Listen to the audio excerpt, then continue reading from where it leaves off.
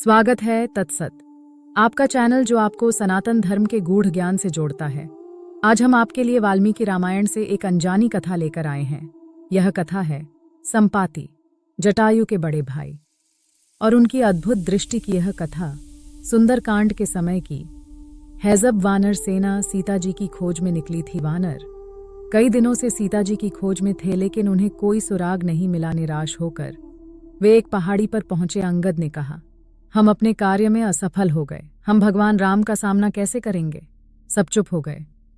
उनकी निराशा गहरी होती जा रही थी। तभी एक विशाल गिद्ध गुफा से निकला।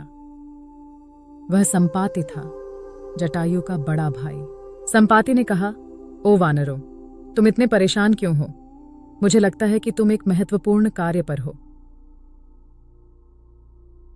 संपाति ने अपनी कहानी सुनाई। मैं जटायु का बड़ा भाई हूं। हम दोनों एक बार सूर्य तक उड़ने की प्रतियोगिता कर रहे थे, लेकिन सूर्य की गर्मी से मेरे पंख जल गए और मैं धरती पर गिर गया।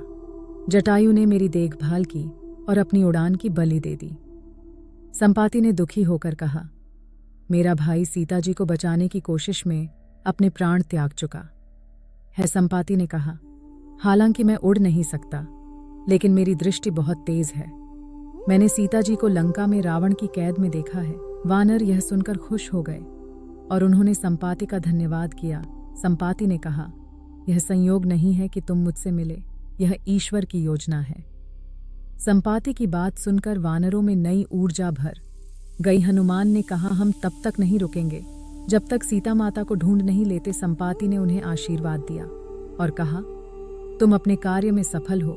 वानर सेना लंका की ओर बढ़ने के लिए तैयार हो गई। यह कथा हमें सिखाती है कि कैसे प्रयास और विश्वास हमें अंधेरे समय में भी राह दिखाते हैं। वाल्मीकि रामायण की यह कथा ईश्वरीय कृपा और दृढ़ निश्चय का महत्व बताती है। तत्सत। Like, share, subscribe.